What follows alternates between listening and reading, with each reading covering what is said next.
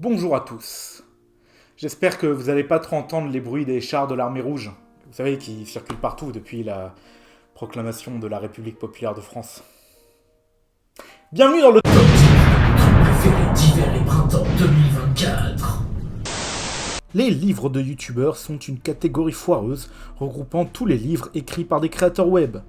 Putain, inspecteur Bache, t'as trouvé ça tout seul. Quel beau gosse. T'as laissé un chacal. Ils ont mauvaise réputation et pour cause, il ne s'agit souvent que de produits dérivés bâclés pour faire vendre à la tête de l'auteur-influenceur. Mais pour autant, je crois en la possibilité pour un créateur web de parvenir à s'exprimer convenablement dans un autre domaine que la vidéo. J'en suis d'autant plus convaincu que j'ai lu Le Syndrome Magnéto de Benjamin Patino, présentateur et une des têtes pensantes de la chaîne YouTube Bolchegeek.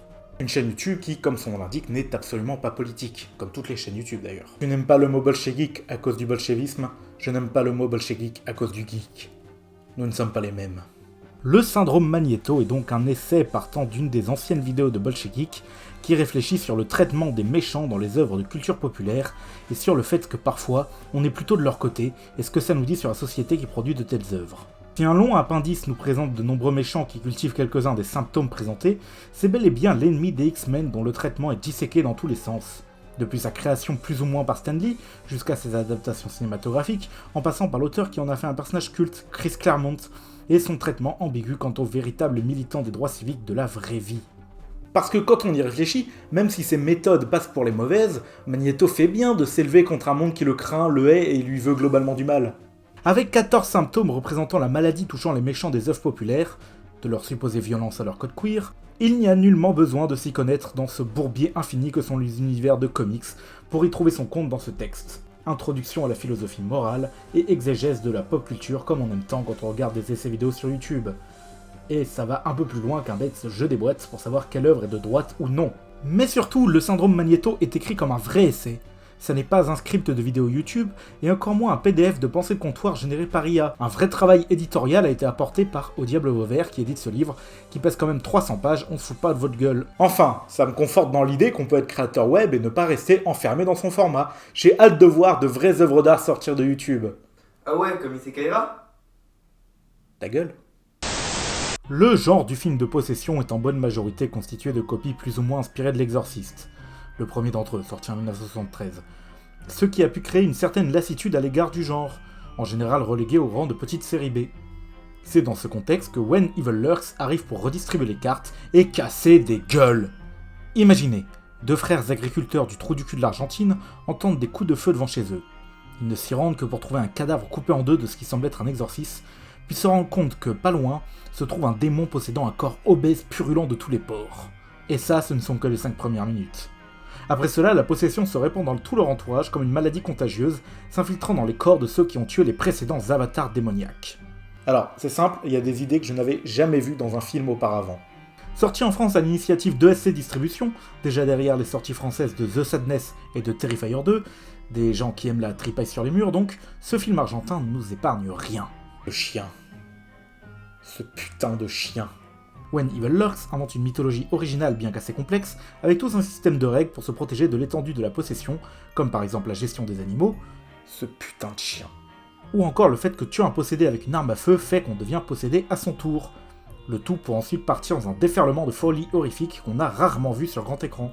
Vendu comme un film choc de festival comme on en voit trop souvent, le film de Damien Rounia parvient à aller au-delà de ce simple effet choc, en proposant une horreur à la fois viscérale et intellectuelle. Une nouvelle façon de parler du mal, trop souvent cantonnée à des modèles style Friedkin ou Carpenter. Le tout dans un film mélangeant paranoïa, effet gore, horreur animalière, enfants possédés, ce qui, rappelons-le, est une des figures horrifiques les plus malaisantes qui soit. Si vous aimez ce genre d'expérience extrême, eh bien je vous recommande de rattraper via la future disponibilité du film sur les plateformes. Attention, trigger warning, tous. Alors attention, révélation improbable, j'aime beaucoup Mario. Waouh! Est-ce qu'on n'est pas trop gamers ici? Nous on mange des cartes graphiques. Les jeux Mario semblent depuis longtemps suivre une formule automatisée avec une routine qui commence à être pesante. C'est pourquoi les gens de chez Nintendo EAD ont décidé de renverser la table et de sortir le paquet pour le dernier opus de la série Super Mario Bros. Plutôt Super Mario Bros Banger, j'ai pas raison la team! Après avoir donc sorti moult jeux aux règles similaires, jusqu'à proposer un générateur de niveaux avec les Super Mario Maker, Super Mario Bros. Wonder réinvente complètement son concept en proposant une idée originale par niveau. En plus des habituels nouveaux pouvoirs et nouveaux ennemis, encore qu'il y a déjà de l'idée dans ces éléments, on a des nouveaux types de niveaux, de nouvelles façons de jouer et en gros des twists et renouvellements toutes les 5 minutes. Le jeu est tellement bourré d'idées que ça en devient un Mario 2D expérimental, chose à laquelle on ne se serait pas attendu depuis bien 15 ans. En termes de plaisir de jeu, Wonder balaye complètement Odyssey, l'opus 3D de la même console. Par contre, le fou dangereux chez Nintendo qui a eu l'idée de faire des niveaux d'énigmes, je pense qu'il faut le neutraliser au plus vite. Je sais pas vraiment quoi ajouter si ce n'est que ça annonce du lourd pour les prochaines consoles de Nintendo, eux qui sont capables de créer une telle nouveauté expérimentale à partir d'une série de jeux vieilles de bientôt 40 ans. Le studio ne se repose pas sur ses acquis et cherche continuellement à repousser les limites de leur franchise historique, et ça, respect. Mais du coup, ils ont littéralement pris de la drogue, les développeurs. Il semblerait bien, oui. Comme chacun sait, le cinéma français c'est chiant, c'est bourgeois et c'est faussement moralisateur. C'est un secret de notoriété publique, mais qui a un léger problème dû au fait que, c'est pas vrai. Oh merde! Oh, c'est con ça! De la fin des années 80 aux années 90, le jeune cinéma d'auteur français se faisait une image de punk un peu subversif, avec par exemple les films de Mathieu Kassovitz, de Yann Kounen, de Luc Besson, ou même de Léos Carax. Mais dans mes visionnages récents, un film m'a particulièrement touché, et ce film c'est Baxter de Jérôme Boivin. Ah yes, un film de chien qui parle, qu'est-ce qui pourrait mal se passer? Beaucoup de choses en fait. Encore une journée qui passe. Bientôt, la nuit va arriver. Quand la nuit sera là, ça sentira l'arbre et la terre. Baxter, c'est ce boule terrier que l'on voit sur l'affiche, et il va se faire adopter au fil du récit par différents membres d'un voisinage de banlieue pavillonnaire, sans histoire, dont une vieille dame souffrant d'isolement, un jeune couple en passe de donner la vie, et un enfant... particulier. Alors, faut entendre par particulier, manipulateur, masochiste, dénué d'empathie et fasciné par Éclair. En fait, c'est juste l'histoire d'un mec qui rend or sur jeuxvideo.com. Tout le film est rythmé par la voix rauque de l'acteur Maxime Leroux, qui récite les pensées de ce chien fasciné par les humains, bien qu'il ne comprenne pas leurs us et coutumes. Et ce qui est marrant, c'est que les humains dans ce film ne semblent pas vraiment comprendre grand-chose non plus. À travers les yeux d'une bête, leur mode de vie conformiste semble soudain absurde et terrifiant. Et ce malaise, le film l'encapsule parfaitement, au travers de certains effets de style glaçants, comme cette scène avec les deux petits vieux là, je suis sûr que si vous avez vu le film, vous voyez à quoi je fais référence. Baxter est un film terrifiant sur l'ennui du mode de vie des Français et comment ça peut déboucher sur l'horreur. Ce putain de chien. Junji Ito. C'est un nom rapidement devenu culte pour tout amateur d'auteurs contemporains du domaine de l'effroi, grâce notamment à quelques images qui auront fait le tour d'internet. Il en est sorti une sorte de légende noire du style « Le mangaka le plus terrifiant !» J'ai enfin eu l'occasion de me lancer dans la découverte de cet artiste à travers un très bel ouvrage récemment sorti en France par Mangetsu, L'école décomposée. Et ouais, il est fort. En fait, son style narratif m'a particulièrement rappelé les creepypastas que je lisais au lycée. Ce qui est logique, puisque les creepypastas, comme le travail de Junji Ito, sont inspirés des légendes urbaines. Vous savez, les trucs que se racontent les enfants dans les cours de récré, et qui sont particulièrement foisonnantes au Japon. Un pays entre tradition, vénérer des démons dans les montagnes, et modernité, faire fondre des gens par la télé. Constituée de 5 petites histoires, l'œuvre raconte l'histoire d'un étrange lycéen, Yuma, qui semble faible et passe son temps à s'excuser, et de sa petite sœur Shizumi, qui, elle, est chelou. Mais les apparences sont trompeuses, et celui qui semble normal cache peut-être une part de vice, et celle qui semble monstrueuse cache peut-être une bondée de cœur. Peut-être, mais peut-être pas. Ito réussit parfaitement à distiller ce sentiment d'inquiétante étrangeté dû aux légendes urbaines, en dévoilant suffisamment mais pas assez, et en laissant des images chocs qui peuvent rester gravées dans la rétine des plus sensibles. Accompagné d'une totale absence d'espoir pour ces personnages, on y retrouve aussi bien du grotesque à la japonaise qu'un frisson délicieusement Lovecraftien d'horreur cosmique. Et ce n'est pas tout, puisque c'est aussi, je trouve, accompagné d'une sorte de sentiment de pression sociale qui vient encore rajouter de l'étouffement. En 5 chapitres seulement, Junji Ito parvient à mélanger zombies, body horror, horreur sociale, imagerie démoniaque issue des représentations de Baphomet, et trucs totalement inédits que je ne saurais pas classer. J'ai maintenant très envie de découvrir plus de son travail, et notamment son plus connu Spiral. Ah ouais, j'adore Chris Rock. Quoi ? J'ai une grande attache pour la série de manga Monster, que j'ai découvert plus jeune en intégralité dans la médiathèque de mon bled. Un de mes premiers chocs artistiques en bande dessinée pour les grands. J'adore cette série, je l'ai lu bien 3-4 fois, et pourrais en parler longuement, mais là n'est pas le sujet. Récemment, je me suis dit qu'il serait bien de découvrir les autres œuvres de l'auteur de Monster, Naoki Urasawa, et me suis donc mis à 20th Century Boys, une série entamée en 1999. Comme moi. Si les deux séries du gars ont des points communs évidents, Celle-ci est quand même un peu plus compliquée à appréhender. Ça raconte l'histoire de Kenji, un gérant de combini fan de rock qui, à l'aube de l'an 2000, se rend compte que les histoires qu'il racontait enfant prennent vie dans une prophétie apocalyptique à cause d'une secte dirigée par un mystérieux politicien dont on ne connaît pas le visage, se faisant appeler Ami. Les histoires d'Urasawa se passent en général dans des autres pays que le sien, mais ici on est pleinement immergé dans la culture japonaise. Ah, le Japon, ses combini, ses sectes, ses politiciens corrompus, ses robots géants. Entre tradité et modernisation. Je vais avoir le droit à au moins 7 vidéos sur TikTok de l'ex-tutor, je vais rien comprendre. Quelque chose qui me passionne avec cet auteur, c'est qu'il est pile au croisement du manga, disons populaire, et du manga, disons intellectuel, avec plein de gros guillemets, j'insiste là-dessus. Quand il dépeint ses protagonistes enfants, Urasawa pioche allègrement dans l'imaginaire populaire japonais, à base de mecha et de super sentai. Pour autant, il n'hésite pas non plus à traiter des sujets aussi graves qu'actuels, comme par exemple la manipulation de masse par un gouvernement fascisant. 20th Century Boys est magnifiquement écrit, avec une gestion du mystère impeccable et un jeu risqué sur les différentes timelines. Au début ça choque, genre quand on s'attend à un méga climax épique, que tout d'un coup on est envoyé 15 ans plus tard sans plus de contexte. Ou quand on est transporté pendant plusieurs chapitres dans une intrigue secondaire dans les bas-fonds de Bangkok. Et puis le personnage d'Ami est fascinant, une autre facette du méchant malicieux et séduisant que l'on retrouvait un peu dans le Johan de Monster. Je ne recommanderais pas cette histoire à un lecteur novice, c'est sûr, mais si vous avez aimé d'autres histoires de ce genre ou de cet auteur, vous pouvez y aller, c'est de la bonne cam. Et en plus, ça apprend à se méfier des figures de politiciens leaders charismatiques. Je vous jure, je fais pas exprès de toujours faire référence à la situation politique actuelle, mais... Alors si vous pensez que je ne suis pas le genre de personne à mettre en 4ème de son top un film avec des araignées tueuses, eh ben vous vous trompez, qu'est-ce que vous voulez que je vous dise? Voilà, on se connaît pas si bien, vous et moi, il faudrait qu'on apprenne à se connaître dans une terrasse, à bord d'un bon Pepsi Max et tout. Mais bref, Vermine. Vermine est un film d'horreur français, et comme j'ai pu l'exprimer dans ce qui est à mes yeux la moins bonne chronique des Bois Perdus, le côté soutien indéfectible au cinéma de genre français me gonfle très vite, notamment à cause de l'indulgence que ça invoque. On se retrouve avec pas mal de films médiocres qui obtiennent un statut culte parce que tu comprends, c'est rare, faut soutenir la démarche. Et bien avec Vermine, on a la preuve qu'on peut faire un film d'horreur en France tout en faisant du vrai bon boulot.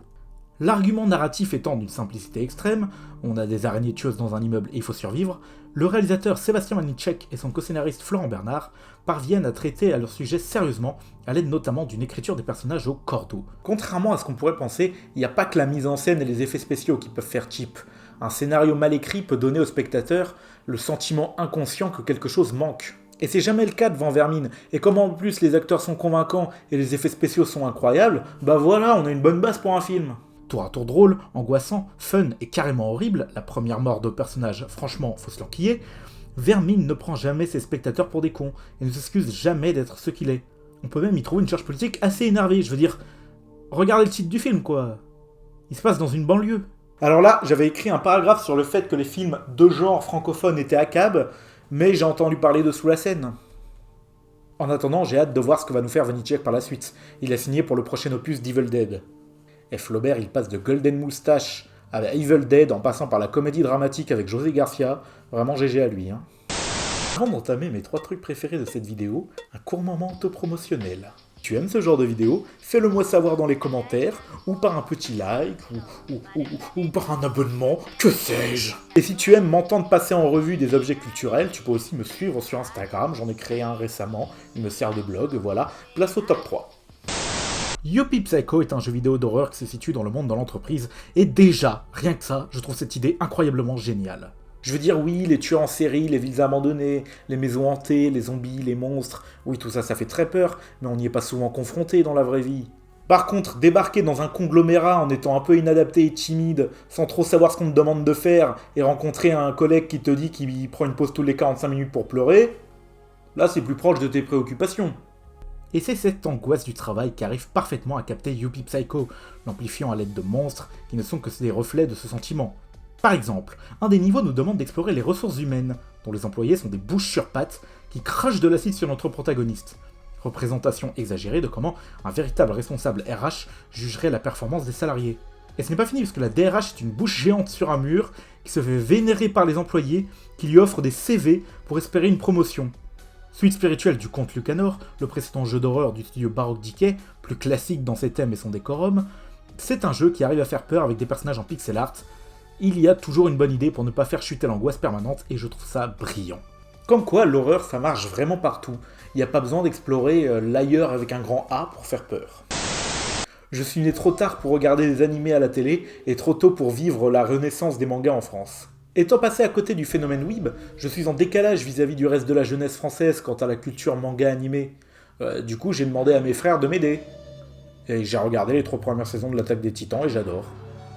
Je pense que la plupart d'entre vous connaissent déjà, donc je vais pas m'étendre. En gros, le postulat de base, c'est une histoire de fantasy avec des zombies, sauf que les zombies mesurent jusqu'à 20 mètres de haut. C'est incroyable, mais regardez un peu comme elle est grande et grosse. L'Attaque des Titans joue tellement bien avec son système de mystère et de révélation, mettant en l'amende n'importe quelle histoire de J.J. Abrams et son concept éclaté de Mystery Box. Au fur et à mesure que l'histoire avance, le monde ne fait que s'ouvrir et muter vers des directions inattendues, prenant des proportions qu'on aurait difficilement pu imaginer au tout début. J'ai également beaucoup aimé le traitement des personnages qui jouent avec les connaissances du spectateur des codes du shonen. Le personnage principal, Eren Yeager, est presque une parodie de héros de manga tels qu'on se les imagine. Il a un objectif fort, et il est plus que tout déterminé à l'accomplir, il a la colère facile, et il ne saisit pas tous les codes qui régissent son univers. Pour autant, c'est aussi une insupportable tête à claque, avec un traitement ambigu dont l'instabilité peut faire foirer bien des actions. Cette imprévisibilité se ressent également au sein des arcs. Il ne se limite pas à un gros combat contre un méchant très puissant. La stratégie militaire y est mise à l'honneur comme rarement, il y a toujours des éléments inattendus, et les personnages sont soumis à de véritables dilemmes qui auront toujours des conséquences. C'en est à un point où on se demande très souvent si le côté qu'on suit est vraiment celui des gentils. Enfin, j'ai eu des échos très mitigés quant à la fin, on verra ce que ça donne quand j'aurai tout vu, je vous tiendrai au courant. Maintenant, fini les monstres, fini l'horreur, fini les trucs qui bouffent des gens dans des effusions de sang. Pour l'œuvre qui trône au sommet de ce top, on va faire du wholesome. La Zone d'intérêt est une comédie dramatique réalisée par Jonathan Glazer et sortie cette année. L'histoire gentille d'une famille joyeuse qui vit dans une petite maison au milieu de la campagne polonaise. Papa travaille, maman s'occupe de la maison et de ses beaux enfants, et rien ne pourrait les empêcher de vivre. Oh mon Dieu! Bon, ok, c'est pas exactement une famille conventionnelle, mais un peu quand même, si. Et ça fait encore plus flipper. Le film montre en réalité la vie de la famille Heuss, dont le père Rudolf gère le camp d'extermination d'Auschwitz pour le compte du régime nazi. Et on ne verra jamais l'intérieur du camp. On ne peut qu'imaginer l'indicible horreur bien humaine qui a lieu juste au-delà des murs de ce jardin.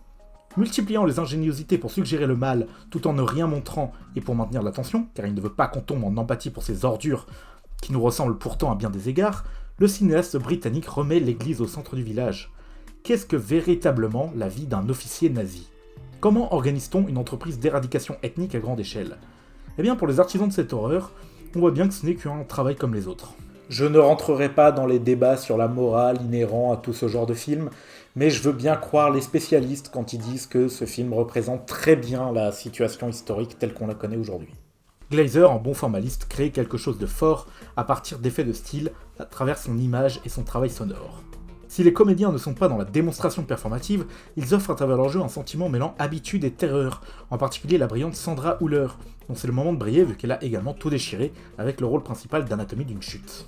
Dans la zone d'intérêt, nous sommes à milieu des représentations caricaturales des nazis, et pourtant ça n'excuse jamais ni ne dédouane leurs actes immondes. Comme quoi, avec la progression des sciences sociales, on peut faire quelque chose de nouveau avec un sujet aussi rabâché que la Seconde Guerre mondiale. Et évidemment, si vous le voyez, pensez à vos implications dans la situation politique actuelle. Libre de droit, générique libre de droit, libre de droit, cette chanson est à moi, YouTube l'enlève pas, c'est libre de droit.